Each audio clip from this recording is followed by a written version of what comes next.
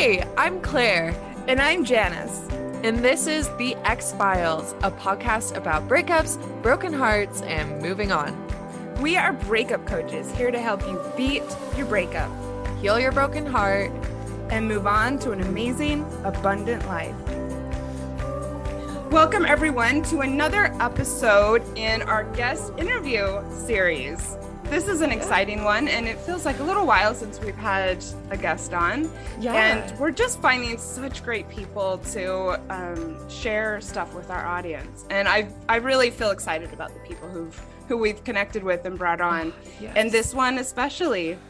We've got Jade, Bianca, who is a dating coach and matchmaker, who came and chatted with us recently about using the apps optimally, especially if you're dating again after divorce. Yes. And there's a few common themes for people who've been divorced, additional fears and blocks that can make dating and getting back on the apps or on the apps for the first time ever really scary. That's true. And so although this advice does apply for anyone who's into getting back out into the world and dating again, especially using the apps, she had some amazing advice for getting past those blocks for people who've been divorced. So she had amazing tips for both men and women on how to set up your profile, how to have conversations on the apps, how to get to the phone number. Some safety stuff as well. We made sure to cover. Yeah, I thought it was great. And just so everyone knows, this is actually the first in a series that we're doing on dating apps. Yeah, that's so exciting. Yep. Yeah. We're going to be doing an upcoming interview with Hey Saturday and the founder Saskia on photos only. And we've also got an episode with Claire and I where we are talking about dating app mindset. And if you have a dating app specific topic that you'd like us to dive into, we're going to be continuing with this series. So definitely let us know. We'll take it into consideration for sure. All right. So who is Jade Bianca? Let's give a little more information about her. She's really cool, actually. I've been following her on Instagram for ages. And so it was really fun to get to know her in person. I've really valued that. Jade Bianca is a dating coach and matchmaker for dating after divorce. So brilliant. Dating after divorce was created to provide divorced men and women with effective tools, communication, and insight to find a worthwhile partner. Dating After Divorce offers coaching, dating profile assistance, and matchmaking services. And everyone listening, please know that if you are interested in any of Jade's work, she's going to be offering a 10% discount to our listeners. Yay. Very, very cool. We are going to drop that info in the show notes. Make sure to take advantage of that. Jade is passionate about helping divorced men and women find their confidence in dating again. She loves assisting clients domestically and abroad in their dating journey. And I have to say, from watching her on Instagram and now speaking with her multiple times, I can really, really tell that she really loves what she does. Doesn't that come across? Oh, definitely. Yeah, she really loves what she does. And she is just so understanding of where people come from. Everyone comes with a different background and different basically expectations and ways they feel comfortable being, especially when dating. And so that really came across in the episode that she's like, hey, not everyone is in a dating pool that is as progressive as probably what we're coming across who are listening to a breakup podcast, and so they're that was just really cool to see. I mean, of course, in the coaching industry, you're going to have people who really care about people being coaches, so it's not a surprise, but it's still just that really came across to me in our interview. Her approach, I think, is that you can definitely tell that she believes that she deserves the best out of dating and love and relationships, and that she thinks that others do as well. Yeah, exactly. Yeah. And so she talks about her personal story of being divorced and like dating outside her type and how that worked out for her. Hint, hint, she just That's got the thing, engaged. people. Yeah. I know So multiple dating and relationship coaches who swear by the success that dating outside of their type has brought. It's a thing right now. So, yeah. all right, So yeah. let's listen to her story and her tips. Get all of her information, follow her, work with her, everything. Get all of that information in the show notes. And thank you so much, Jade. Welcome everyone to this week's episode of the X-Files. Today we are interviewing a guest, Jade Bianca with Dating After Divorce. Hi, Yay! Jade. Hi, Claire. Hi. Hi, Janice. Hi, we've been so excited about this, just counting down the days, and now it's here. Me too. Yes. Yeah, as you can tell from her business name, Dating After Divorce, you have like quite a particular niche, but we wanted to hit the ground running and talk about your breakup story. That kind of led you to this way. So Yeah, yeah. I have a feeling there's got to be a story in there somewhere, right? Yeah. Yeah, every life worth living has them, right? Yay, I like Totally. that. Yeah. Very So, true. my divorce story, I got married in my early 20s. We grew apart very quickly after we got divorced, unfortunately. After you got divorced. I'm sorry, leading to our divorce. Oh, okay. Well, that's conscious undiscipline if I've ever heard of it. Yeah, absolutely. We were just very young and we grew into very different people. Yeah. He's a great person. He just wasn't my person. But that being said, it took me a long time to get to that feeling. It was a really ugly divorce, and as so many people have. And it's one of those things that I say to my clients that I think it hurts the most when you like share that most vulnerable part of yourself, like emotionally, physically, mentally with someone, and then that person ends up kind of becoming an enemy. So I think that's true for divorce and like a long-term relationship. And so it took me a long time to get there.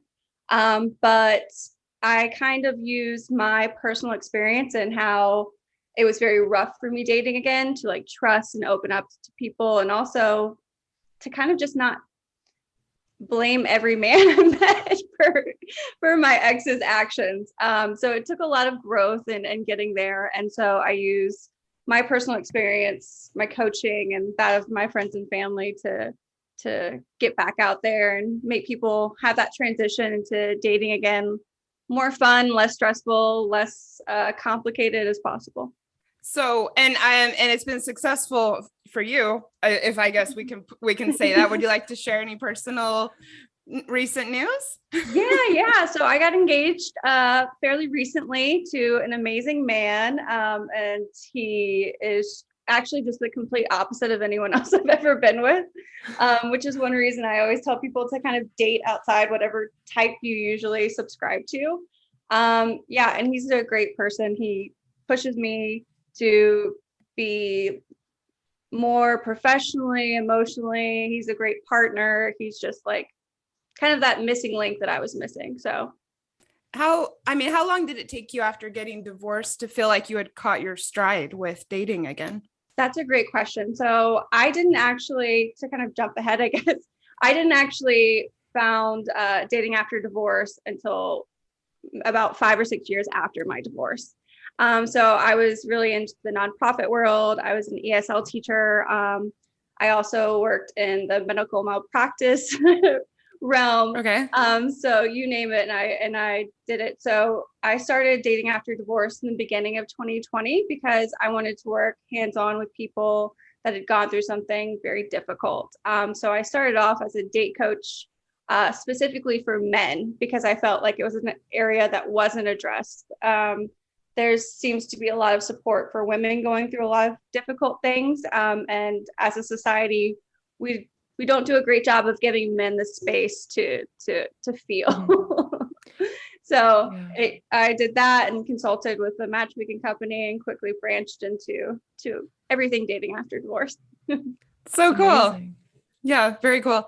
And did you feel like being divorced held you back in any way? And do you find that it holds your clients back? No, not at all. I think that Even internally, maybe. Yeah. I mean, that's a great question. And I think it's also like healing does not have a linear trajectory. Everyone heals at different times, and you don't have to put pressure on yourself to heal. I think that just making that decision to kind of grow a little bit every day and do something that kind of challenges you in a good way is really important. I get the question a lot because most of my clients are divorced, but some people who haven't been divorced come to me. And I get people that are kind of like biased. They're like, oh, well, they wouldn't want to go out with me because I'm divorced, for men and women. And the way that I see it is if someone can go through something as difficult and honestly traumatic as divorces can be and still have that capacity to love, they can love deeper and with more gumption than most people, because they do know what it takes and what it doesn't take. I don't think that anyone is damaged. Well, I think all of us are damaged, but all of us are damaged. That's not broken, forced to be damaged. And I mean, what is it? Is it the Chinese culture that mends things with gold? Everyone has imperfect flaws, and so I think it's an important part of moving forward. So, and I don't think that there's a stigma against divorce. As much as either there was, or as much as maybe some divorcees think that there is. Do you agree? Well, I think it's one of those things it's different for everyone. So I have a female client in a southern state, and she had told me before she came on that a lot of the men that she was meeting said that because she was divorced, they couldn't introduce her to their mother because that's so they couldn't surprising. get married in a church. So, I mean, let's think about it. There's such a like wide variety of people and backgrounds and cultures and ethnicities.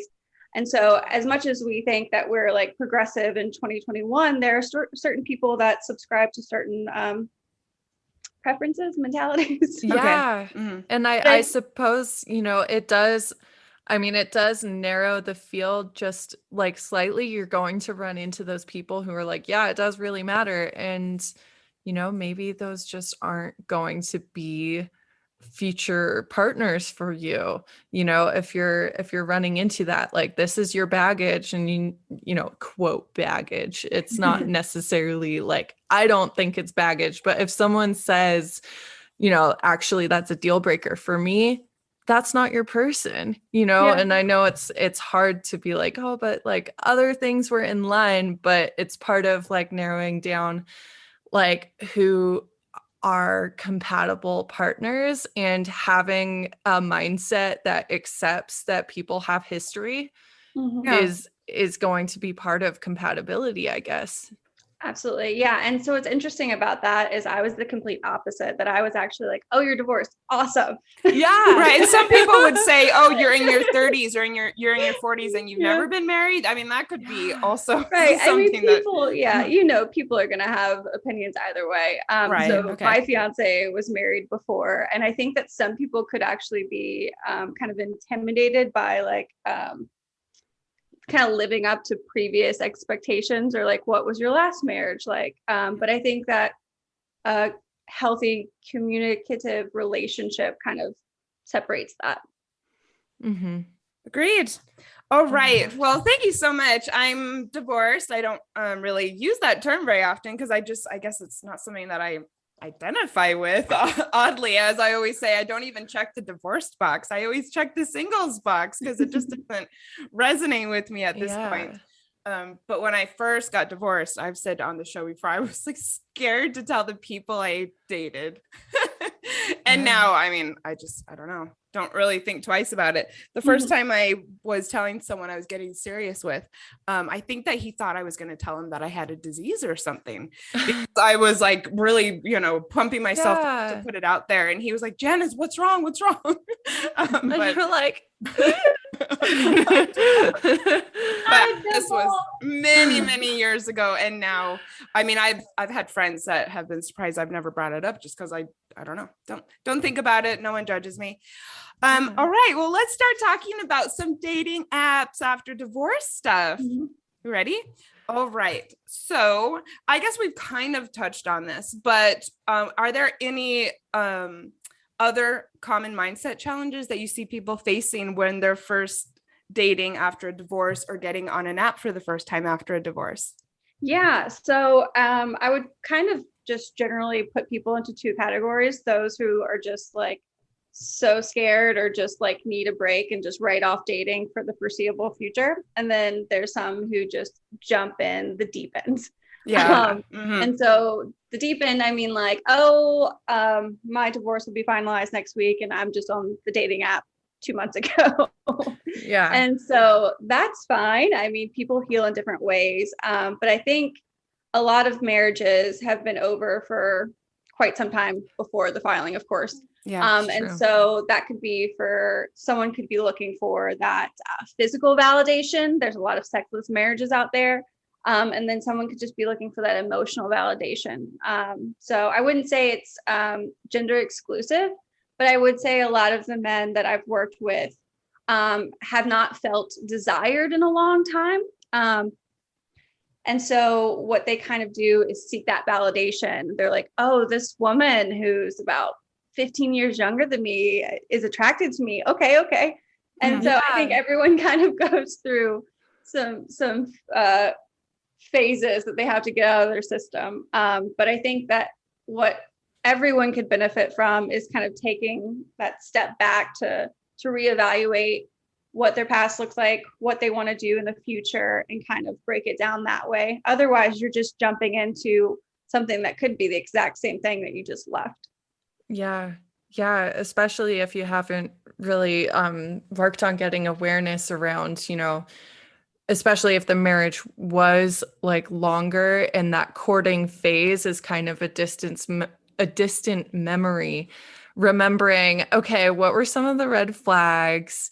What were some things that I found so attractive that actually ended up being beginning like unhealthy patterns within that? And yeah, it's jumping into dating. I always say dating is part of the healing process. Like even if you think you're totally healed, you're ready, when you start dating again, you're going to get triggered. Different things are going to come up. And Totally. so it's interesting that people go either way. They're like, no, I have to be completely healed before like moving into it, or I am healed, let's go. There's a big overlap, and that's why it's become kind of a part of both of our businesses as breakup coaches. Is I now consider myself very, very, very much a breakup and dating coach, because it's come into play so much and it interests me so much, and there's so much more that you can learn about yourself and do when you're ready to get out there again. Have you ever though had a client who you might suggest to do more work before they dive in too deeply? Yeah, absolutely. So I kind of have like a spectrum of where people fall into.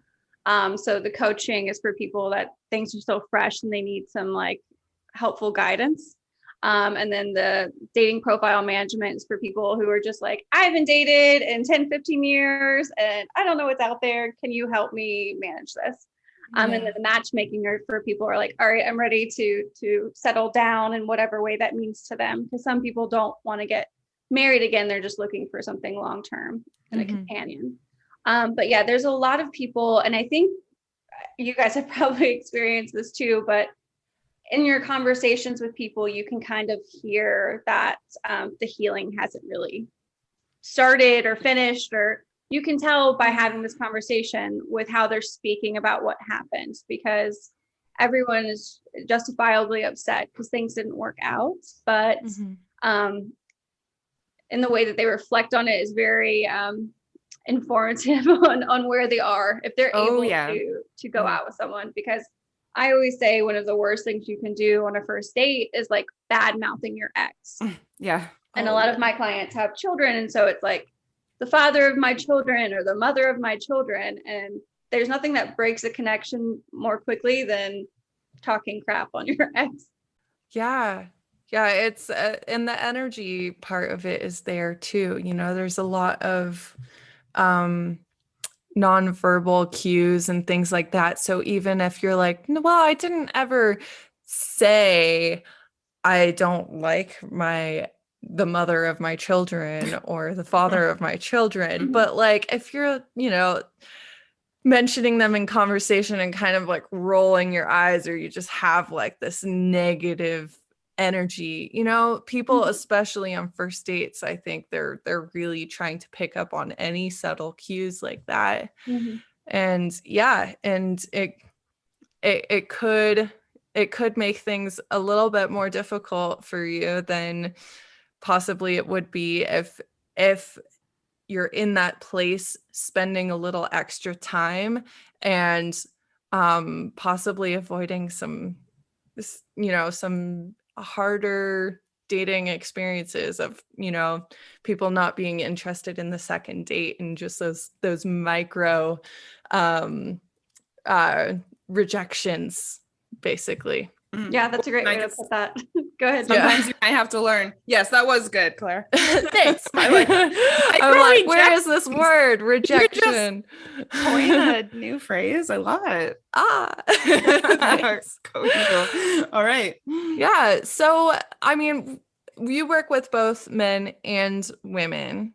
And so I wanted to ask, what are some ways that women hold themselves back by following like cliched or like standard rules for dating or using dating apps? Because I feel like women are subject to more of these unspoken rules perhaps than men. Not that men are not subject to any rules, but women in particular, I feel like we're very sensitive to how we should and should not conduct ourselves in dating.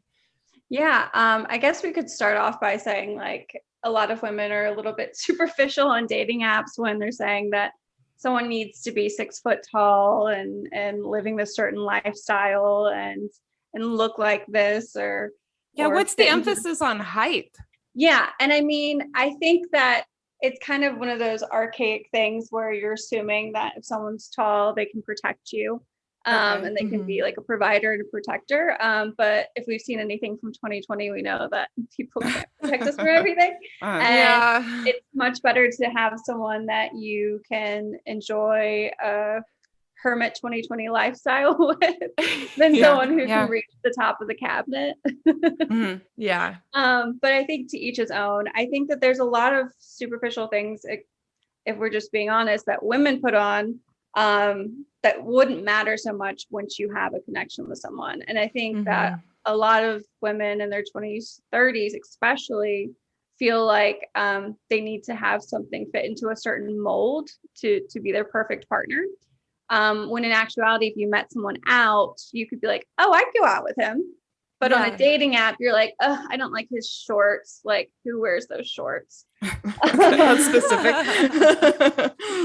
Oh, yeah. Yeah. I've completely dated people with bad style that if I saw them on a dating app, I'd be like, So the men and women that I've worked with, a lot of women say like they don't feel comfortable asking a man out because they're worried if they ask a man out that they're going to be playing like that dominant role in the relationship and they won't be courted. I guess for lack of a better way to explain it. And when in actuality, men love when women ask them out. They think it's sexy. They think it's like a nice break because usually men are the ones that are getting rejected. And so any person, male or female, kind of wants a break from getting rejected and they want to feel like a compliment too. So I think that if more women can ask men out, they would see a big change in their dating life. Oh, completely. Yeah. I've never, I mean, I make the first move a lot of the time and I've never had complaints about it. It's always been enthusiastic, like, wow, thank you. Like, and I think also it shows, that you have a level of confidence, which I think is attractive to anyone who's like who is healthy. I think someone who's looking for an equal partner is going to be like really stoked at someone showing that they have the confidence to put themselves out there. And about the chase aspect too, you don't have to ask them out for every date. It's just, giving that first one, you know, like opening the door, and from there you can, you know, on that first date you can be like, oh, this is silly, but I kind of like it, you know, when a guy is like courting me, or you can drop little hints that he can then pick up, knowing that you're interested enough to ask for the first date. Is that does that like track with you and what you've experienced? Yeah, I think it's adorable or very sexy when a man is actually like opening doors and doing stuff, or making those like slightly like being chivalrous in that way. But yeah, I actually asked out my partner. There you go. You heard it here, people. Yeah. I had my friend canceled on me like last minute on a Saturday, and I was like, I'm already dressed. And I had just matched with him that day. And I was like, oh my, strike while the iron is hot. Yeah. Yeah. And I was like, hey, you want to grab dinner? Or hey, do you want to grab drinks? I can't quite remember. But yeah, so I guess this kind of ties into another thing about like people deciding what people fall into is my fiance was not my type. My type before was long curly hair, very like athletic. Usually they like worked, they run construction companies or run surf companies. So they fell into a certain thing. So my fiance is a handsome bald man, which I had never gone out with any bald men before. And yeah, so if I was only subscribing to people that fit this certain mold, tall, dark, and handsome, or whatever, what have you. Especially when you're having someone who says that it's just not working, that they're running up against so many walls. And I mean, I think switching up your type and trying something new is very prudent. Yeah. And I think that comes along with mindset, right? If you're looking at dating like it's a job, like there are boxes that you have to tick, more of like, I have to go out on this date, instead of like looking at it like I get to do this, I get to meet new people who I would have never otherwise met. That'll really kind of determine your outcome of dating. If you're looking at it like it's a chore, it's going to be a chore. And also that you are perhaps a certain age and not married, and so you need to be doing this. Yeah, I agree. We've been talking about this a lot lately, Claire and I, in our episodes and on the community, for sure. I was actually listening to something yesterday where someone was talking about either someone they knew or a client or something, who had said she's going to go on 100 dates. You know, have you guys heard this type of approach as well? Yeah. And I mean, it's interesting because like as a dating coach and a matchmaker, I'm here to like facilitate like introductions people wouldn't have otherwise had. But also if we only bring you people that fit in this certain mold, you're likely to get the same outcome as you had before. So I try and like get people a little bit out of their comfort zone. I never want to push someone, but I also want them to realize that like there's a whole world of people out there. If we just kind of like open ourselves up to them, we'll be more likely to have amazing connections. Yeah. Adjust your filters, everyone. Yeah. And part of attraction, I think a really big part of attraction, especially for me, is like how someone like moves and like is in their body, like the cadence of the way they talk, like the way they interact with other people. And that's stuff that just doesn't translate well on the dating apps. And so if you give yourself the chance, like, oh, you know, this guy, he passed the safety checks and stuff, you know, like, sure. Like, I don't know from these pictures whether I feel that attraction yet, but I'm willing to like go meet up, have a good conversation. If it doesn't hit, it doesn't hit, but you're giving yourself the opportunity to see this person out in the wild, and actually like, you know, see if their pheromones smell good to you or something, you know, like, there's so much stuff that only comes across in person. And so if you're like, maybe on someone's account, like I feel like it's worth a try. Yeah, I think a lot of times in dating, a maybe is a yes, at least to initially, to a first or even initially. Second date. Yeah. Are we considering Zoom a first date now, Jade? So, especially like coming out of coronavirus and the pandemic, I think it's a good idea to, if you are worried about someone being vaccinated, to feel comfortable. I think video is a great way of kind of, as Claire said, kind of read someone's body language, and just see if they look like their pictures. One of the things that I have to do with interviewing potential dates for clients is you have to get on a video call with me because I need to make sure you look like who I think you look like. I don't know if you guys have ever experienced, but there's plenty of people who use very old or very different photos. And I'm never here to shame someone. I gained pandemic weight. I mean, but I think that it's also you kind of owe it to that person to like kind of look like what you're giving off. Yeah, I would also think you'd be a little embarrassed to show up looking so different, but I know so many people do it. I don't know. It's hard to explain. I 100% agree. And especially I've heard this with like men with hair and without hair. Like, why did you use that photo from 5 or 10 years ago? Hat fishing. Sorry. What is it called? I totally cut you off. It's called hat fishing, where they have hats on in all of their photos. Like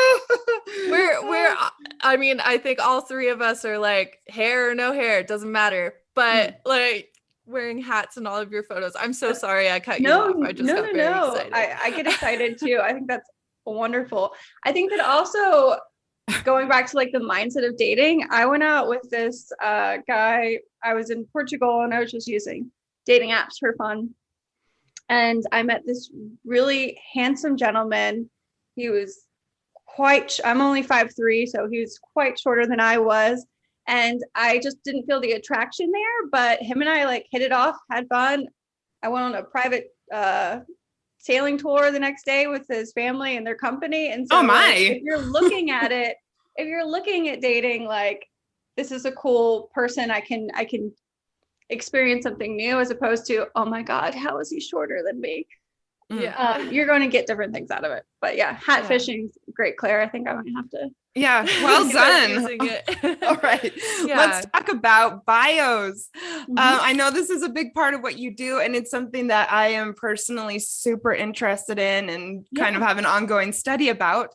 So can you give us an overview, dating app bios, your top do's and don'ts? Yeah. So I think that you should give a little bit of information about yourself.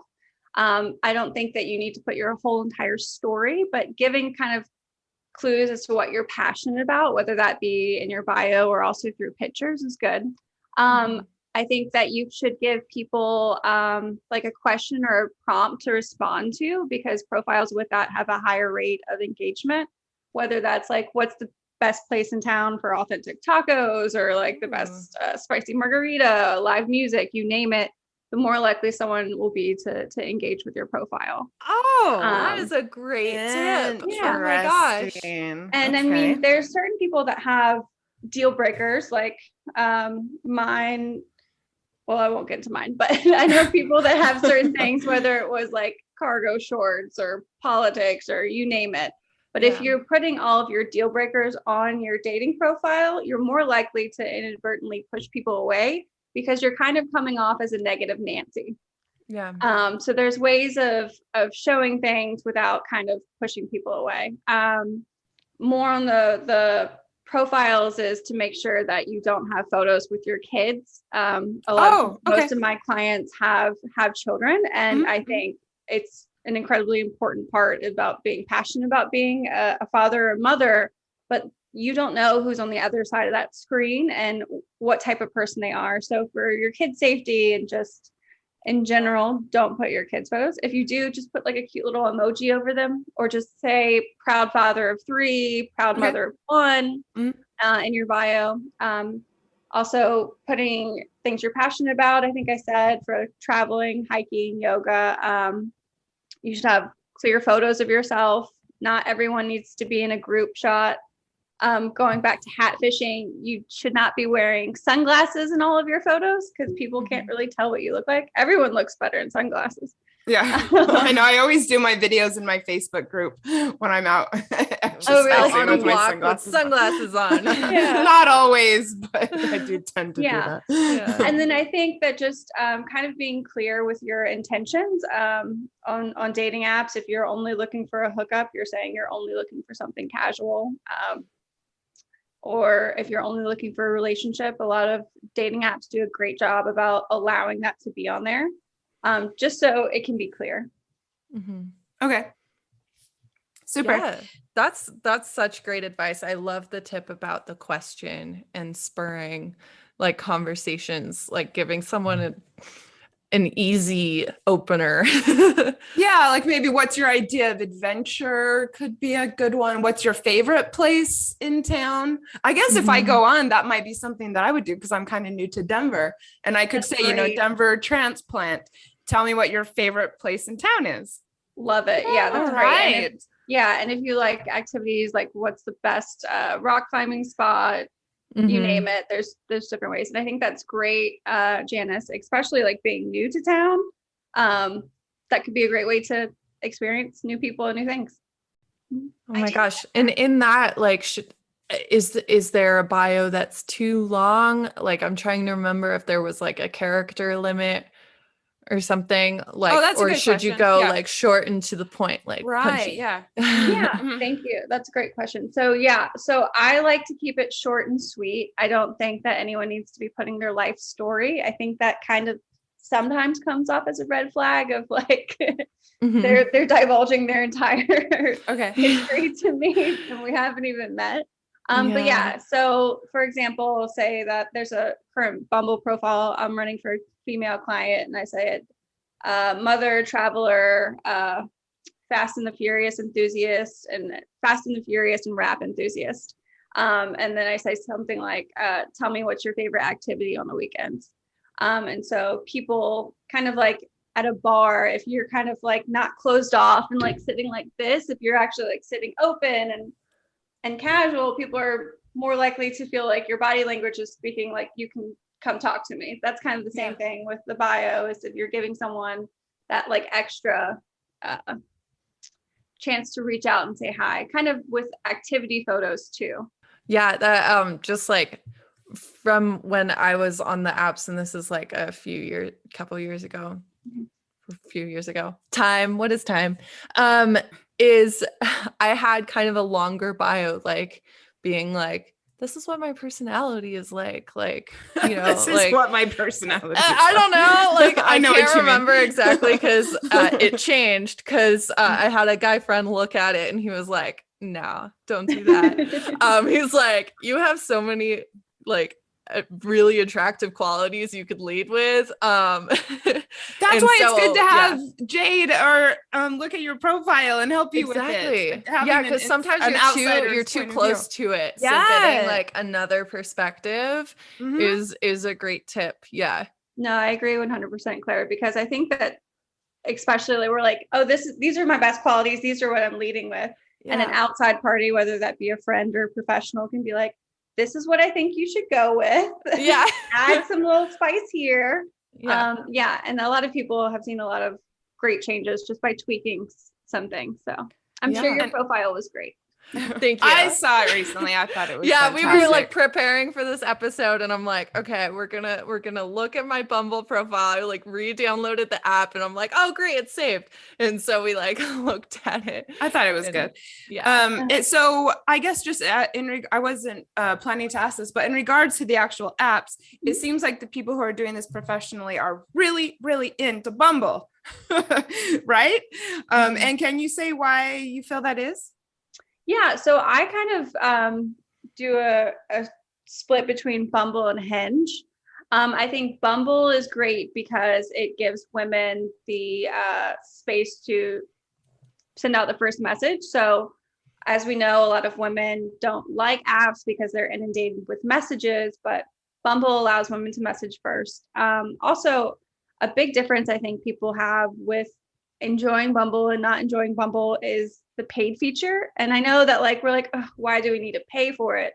But one great thing about Bumble is that if you pay maybe like $30 a month, so you do it for a couple months, you can actually see who's liked your profile. So as opposed to, let's be honest, people sitting on the toilet and they're like, oh God. Yeah. I mean, that's where most people do it. Oh my God. Yeah, I guess let's be honest. Yeah. It allows you to kind of see a little bit more. Bumble also like asks if they're looking for a relationship or something casual. But my favorite one has kind of turned into Hinge because it does give prompts that, as I said before, kind of more inviting about like what you're looking for, what you find pleasure in, you name it. So that also gives an option of people to comment on directly. Like give me travel tips for India. And if someone's gone to India, they'll be like, this is where you need to go. Okay. Yeah. And does Hinge have a paid feature as well? Yes, it does. I can't remember how, I think it's a little cheaper than Bumble, but the paid feature allows you to connect with more people at a time. It's my experience that Hinge has less fake profiles, which is why I actually never recommend Tinder, because Tinder, I think they don't take anyone down. Right. And there's also like, it's easier to have an unverified account. But Bumble, for example, they'll say, oh, well, this photo doesn't look like this photo. Yeah. Or I think I heard that they do photo verification. For instance, asking you to take a picture with a spoon. To make take sure a picture it's in a pose or something. Yeah, it's good. I mean, safety is important. And as far as the paid feature goes, I mean, for all the people who say how important it is for them to find someone, what's $30 investment? I would go for it. All right. So what about some of these things that may come up for someone who's divorced as a priority and how to address them? For instance, the biggest thing being the kids thing. All right. So I know this would be probably something for Claire and I. So if you're divorced, you probably have strong preferences, for instance, if you want kids or not.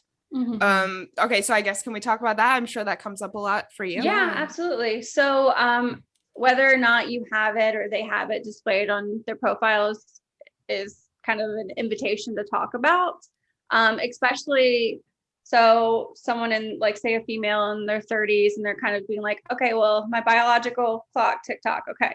So say if they are looking to have kids or they aren't looking to have kids, I think that it's absolutely okay to kind of like have that question just casually on the dating app, or to have it in person, whatever you feel comfortable with.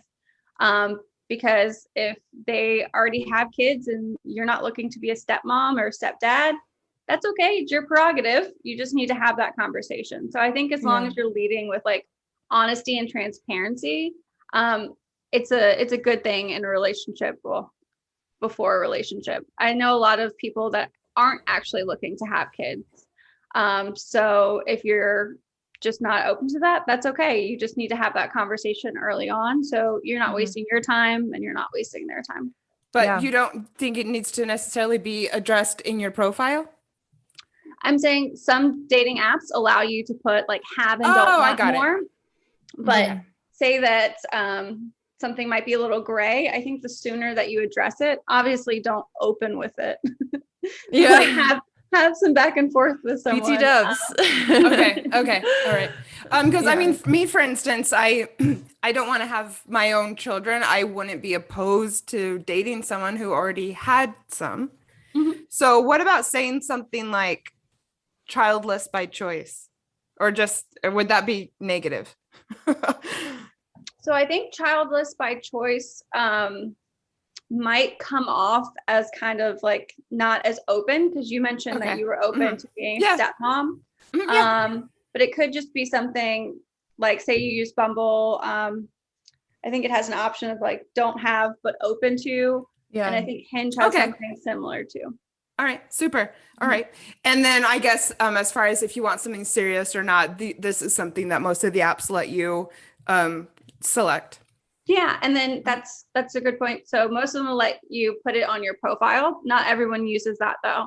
So if some people don't really know what they're looking for, when I was first dating again, I didn't really know. And I actually said I was just looking for something casual until I met someone and I was like, oh God.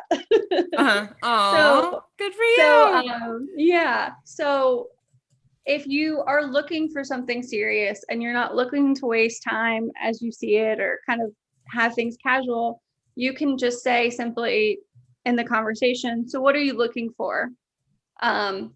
Because if you're being honest and open, that's all you can ask from them. So yeah, leading with clear intentions is really good part of productive dating. Yeah.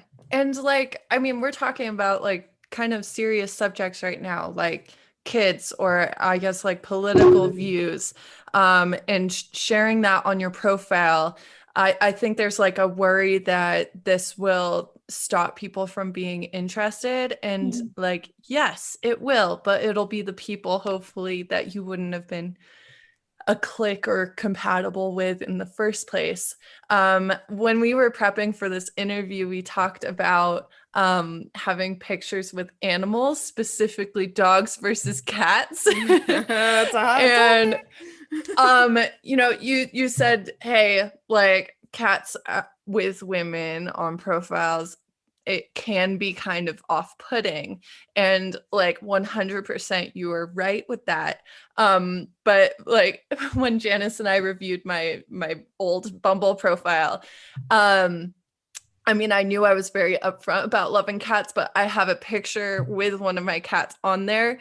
And at the time I was working at an animal welfare nonprofit. And so my profession was professional cat petter at nonprofit. And I just took the perspective, I'm like, get rid of everyone who thinks that cats are not going to be like good fit, and like anyone who's cool with how I'm portraying myself, we're probably going to get along really well. So yeah, so like you can take either perspective. Yeah, at the same time, Scaring though, people off, you know. if it's gonna come across as negative, I would say maybe to avoid that. I mean, obviously not a negative person, so I do like knowing that putting something like childless by choice could actually, distract a lot of people who I probably would click with. So I mean, you don't want to repel, I guess, the wrong people also. Yeah. And I don't want to say like, don't put photos of your cats. I have a cat. I love him very much. His name is Finn. Hi, Finn. And I think that like, if you're an animal lover, whatever, that just means that you're kind of a kinder person, in my opinion. But I have seen, if we're doing like statistics, people have more matches when they have like a dog, because most everyone loves dogs. The cat thing, Claire, you're correct. Like if that was the right person, if that's a deal breaker, as I remember, you have quite a few cats. Yeah, I have 3. So that means you're gonna have to like it. Yeah, I mean, that's important. Yeah, or they can't be allergic, right? Because it's like you're like, sorry, you're gonna have to take allergy medication or something. Yeah, exactly. So I think that I never want to put so many stipulations on a dating app that people feel like it's like not them. So I like, authenticity is very important, but there's always ways of kind of like shining it up, as your friend did, kind of point out what could be highlighted more than the others. Exactly. Yeah, because they'll get to know my personality pretty quickly. Like I don't have to lead with it in my bio. Yeah. So you name it, the crazy things on dating apps, I've seen it. I've seen it all. Yeah. Like? Internet's a weird place. Like what? Can you share any? So a topic that I never thought about before, but as someone who's in their early 30s is could be something. Someone dating while pregnant. Okay. I work with a lot of divorce coaches, and I got the question. And when I was first asked the question about when someone should disclose that they're pregnant, I was like, oh my God, why are you dating? But here's the difference, is the way that I saw it is there are certain women who are kind of taking control and have frozen eggs. And if they haven't met the right person, they're ready to be a mother. Props to them. But I think just seeing a pregnant person on a dating app, you're like, all right, how is this going to work? I have to agree. Okay. That's interesting.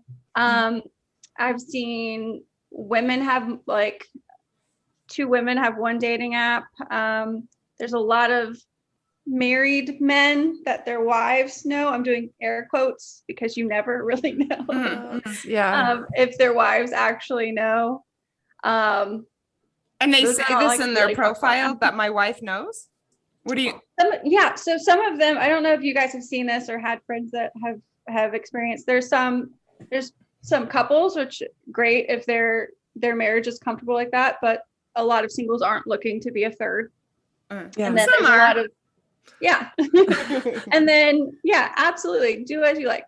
But there are people that, like, especially men, I've seen more men than women, are like open relationship, open marriage, like had someone I just unmatched for my female client because he had like 5 kids. And I asked what he was looking for, and he goes, "Oh, did you not see that I'm in an open marriage?" And I was like, "Nope."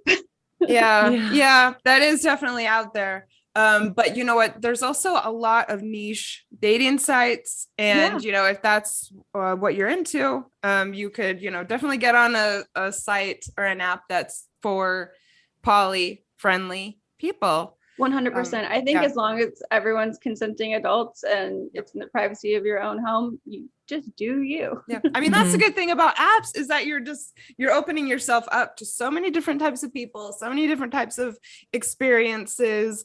And, you know, it can be a really wonderful experience, especially if you are looking to date again. You know, you're after a divorce, you're able to kind of pick and choose. And I think that it's great.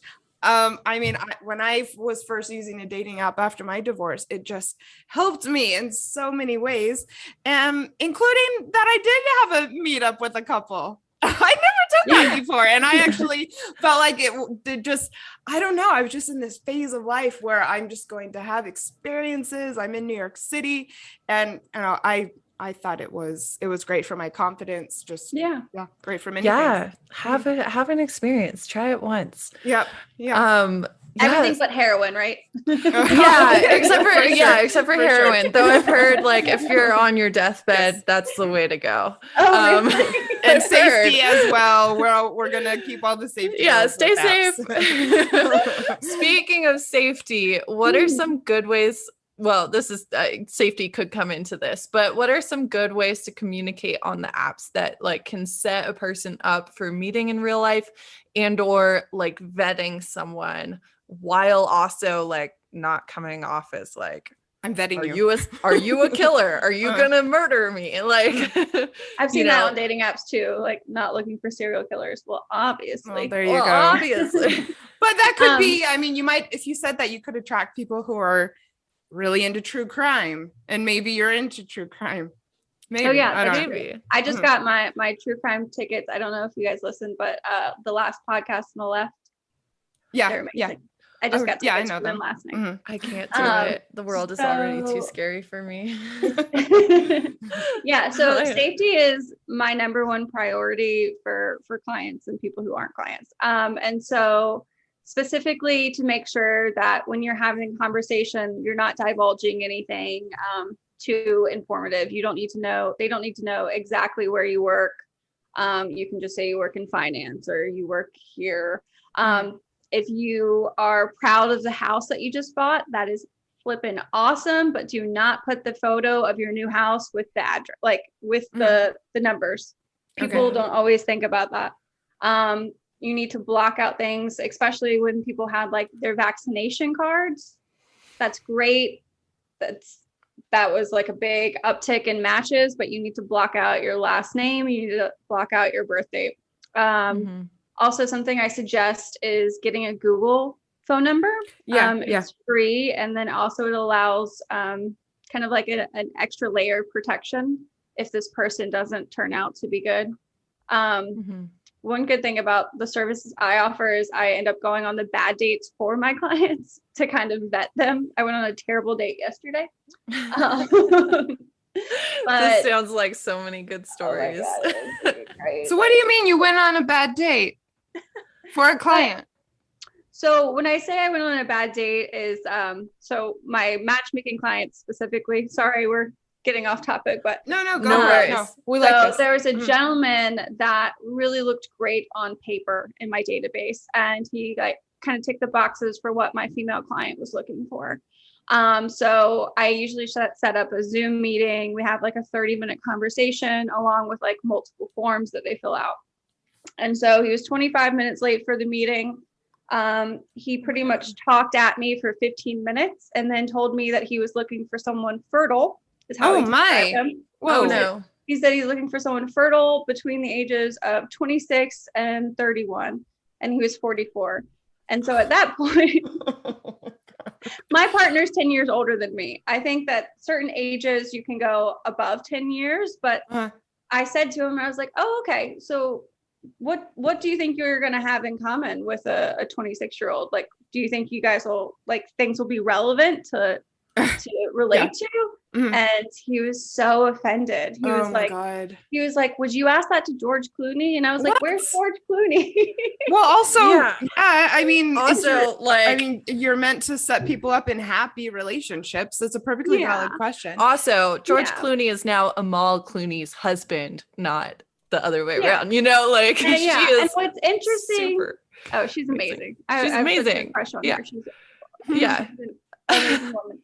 But I'm not ever here to judge what someone's looking for. But what I will do is hold up a mirror saying, listen, your friends won't tell you this, but what you're actually looking for is someone who's compatible with you, that is younger, that's fine. But a 26-year-old isn't going to have the same idea, most likely, of what you want to do on the weekend. They're probably going to have a different maturity level, a different idea of what their life plan is.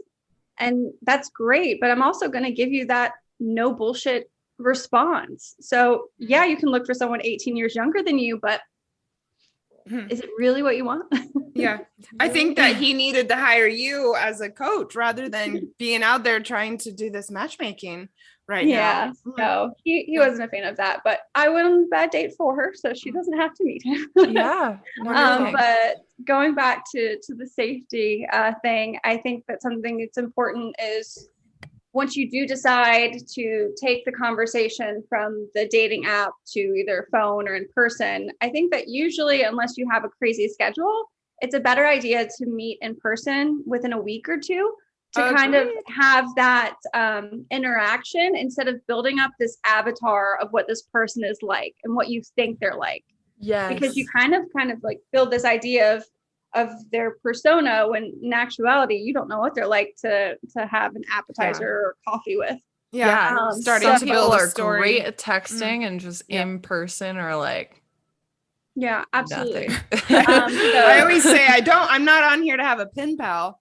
You know, that's perfect. Some people are. I was running a male dating app. He's in his late 20s. And I'd been talking to a woman for like 6 weeks and going back for 6 weeks. And I asked for her phone number as my client. And she was like, I'm not giving out my phone number that easy. And I'm like, why are you here? Why are you here? Why are you matched with him?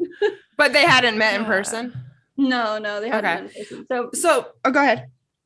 Oh, I was just going to say, for safety, give out your Google number. Always, always, always meet in a public space. Yes. And do not have them pick you up. I know that sometimes it seems like a nice gesture, but you don't know that person, even within the first 1 or 2 meetings. You don't want to put yourself in a compromising situation. And for my females, I always say have pepper spray. We're fans of that. Yes. Yep. Uber all the way. Plus, I think when you're going on a date, it kind of sets the scene to get picked up, in an Uber and do something a little fancy. Yeah. What about the actual chatting on the app? Once you're getting a conversation going, are there any kind of rules that you have for that? Like how to gently flirt, the questions to ask, how to lead up to the date? How do you really converse on these? Yeah. So I think it kind of depends on what priority someone's looking for. If they're looking to do something casual or serious. I think that what both men and women need to do better about is kind of asking, like, keeping the conversation in a ping pong manner. Unfortunately, a lot of women just answer very short responses. Okay. What do you think that's about? I think unfortunately, I've seen it more in women in their 20s. as opposed to women 30, 40, 50, because I think they're expecting to be treated as a hot commodity. So instead of having like a back and forth conversation, this is obviously not for everyone in their 20s. But there's plenty of women who they're on a dating app, but they kind of just expect you to initiate every single message, every single question. There's no back and forth. So to kind of know that in the back of your mind, to have a connection with someone, to have a meaningful conversation, it needs to go back and forth. So if there's certain things that you're passionate about, whether it's volunteering, or if you want someone that has an active lifestyle, there's ways of asking like what they do for fun on the weekends, where's their next place they're looking to travel. I usually say if you are having a back and forth, like within a week, be like, I've really enjoyed talking to you. Would you prefer to like text or call? Because dating apps are where a large percentage of meetings, like interactions, die. Because if you don't get it off the dating app, there's nothing there. Yeah. And also like when you're responding to questions, you know, like give a little bit, like leave a thread for that person to like follow. So when they're like, oh, what are you up to? Instead of being like, not much, you be like, oh, I just went on a hike with my dog or something. And so now they're like, she likes hiking. She has a dog. There's like multiple conversations that can go from there. And just always ask a question like after you finish answering. Just like appear to be interested. You know what I mean? Right. Like you're kind of both there to like meet new people. So act like you're there to meet new people. It sounds so basic, but ladies, I'm telling you, there are a lot of people who don't do that. And I said to my fiance, I think earlier this week, I'm like, AOL's been around for like what, 20, 30 years, whatever year it is now. People should know how to talk. Is AOL still around? No, I mean, you know, back in the day, like the I know exactly. AIM. Oh my God, I was on that. That was so fun. I remember that was such a big deal. My German cousin was like, Jade, I remember your screen name. It was like Crazy Baby 57. My God, no. First ones was Butterfly Girl with like I think 2 R's. Yeah, 3 L's. I was Hunter Jumper because I was super into horses. Horse girl. I'm a cat lady and a horse girl, so I've got a lot of things not going for me dating, but it worked out, guys. It worked out. That's great. Do you think it's? I have just one more question about the communication thing. So when do you think it's ever too soon to ask for the meetup? Yeah, absolutely. Okay. So the most important thing about online dating is that someone feels safe and comfortable. So what I've seen a lot of men do is ask for someone's phone number too early. And there's nothing that kind of like turns off a woman and kind of like puts out her red flags than getting 2 messages from you and you directly asking for her phone number, or be like, let's go out right now. So it's one of those things. It's different for everyone. Everyone has different circumstances.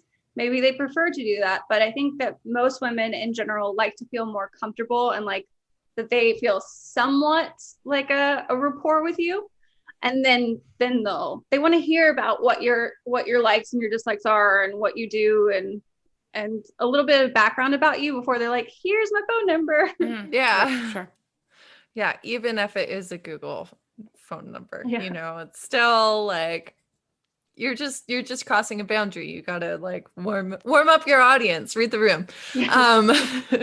So this one, this next question has like a couple prongs, and the reason I bring it up is because a lot of guy friends and guys that I've gone on dates with off of the dating apps have shared that they don't get very many people swiping on them. And when they do, it just kind of like I don't know. It's just like the numbers are not there for them, and then they see their friends who are girls who are getting like hundreds and hundreds and hundreds of swipes.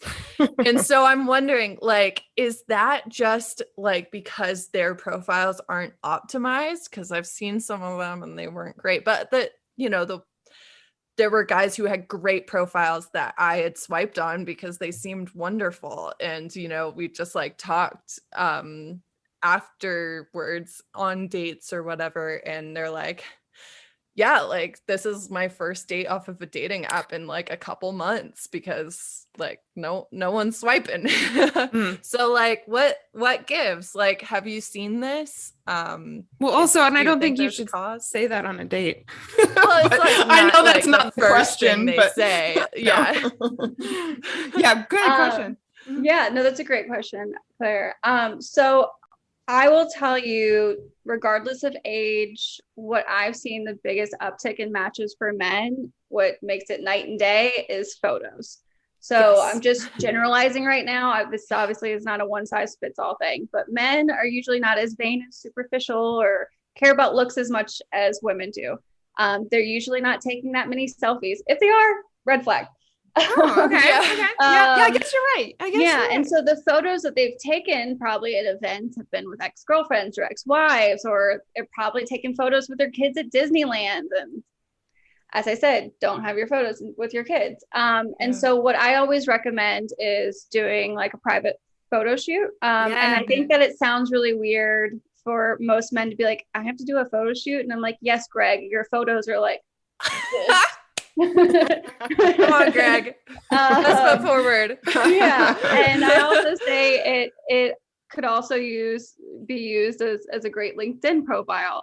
So I think that photos are a big differentiator between a successful and an unsuccessful dating profile. I also think that men get burnout just as much as women, because you don't want to like keep asking all these women how their day was or what their passions are. Like, women talk about how they get tired of what are you doing, but what do you think it's like to be on the other side of that? Like, the man is also looking to like have some type of interaction, and if he sends you 3 messages, do you want to go out with him or are you just going to ignore him?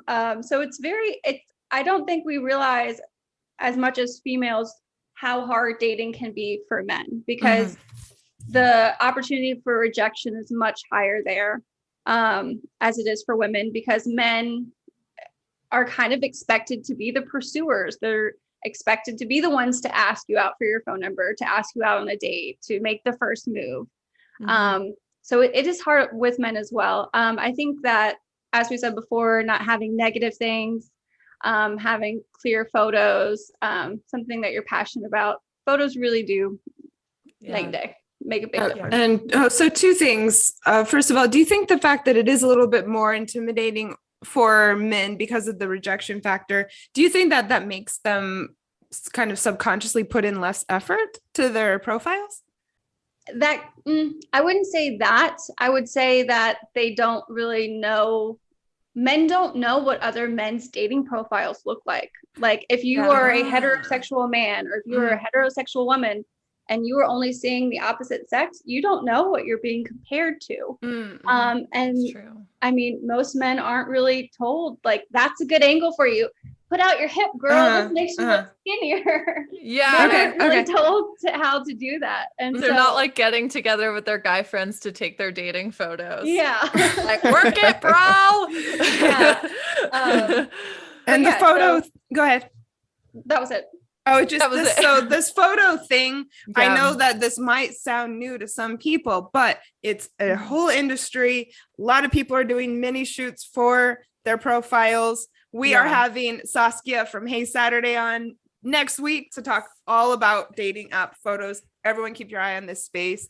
It is really important. It's not vain. It's not vain. You just want to portray what you actually look like. And like, if you're not ready for like a photo shoot yet, ask your sister, ask your guy's girlfriend, like be like, hey, can you ask your girlfriend to take some photos of me next time we like go out, because my dating profiles like even, I mean, just like ask someone in your life. I guarantee it is not going to be as awkward as of a conversation as you think. And especially women, like we've gotten pretty good with angles and lighting and making sure that we're taking good photos. And I think friends who are girls are going to be like happy to help you out and get you some good photos so you can like get that date. And if you're too uncomfortable still, get a selfie stick and a tripod, look on YouTube, and how to do your own photo shoot. I mean, put in some effort. I do agree that the photos are probably something that holds someone like one of Claire's friends back. Do you recall their photos? Some of their photos weren't great. So okay. Right, I would have cut some of the photos and, replaced them with better lighting and ones that actually like showed their personality. Yeah. Mm-hmm. Speaking of effort, Janice, I would like to say one more thing is that effort is really shown on like how you present yourself for a first date. I think that if you're going out on a first date, you shouldn't show up in shorts and a t-shirt for men, is my opinion. Or sweatpants. I mean, it's funny because you think that these things are given, but like they're not. And if you are just putting that bare minimum effort for a first and a second date, like, are you even really showing up? Like, why are you? Yep. Thank you for rolling out of bed and not brushing your hair. Maybe suggesting what to do as well, I think is quite impressive. I think that says a lot about your personality and just how you are, is if, you can take a little bit of initiative with organizing. And that doesn't have to be like, we're going to go here and do this. Like, just have some options for your date to like kind of choose from. Make it easier for them and show that you're thinking about what could be fun for the two of you. Yeah, exactly. I hope this got everyone excited about, revamping your profiles, getting started on the hot vac summer. Do you have any take on the hot vac summer, Jade? I mean, honestly, I always say just be safe sexually and otherwise. I mean, are you feeling the same anticipation that at least people like us who are in this space are thinking that there is out there?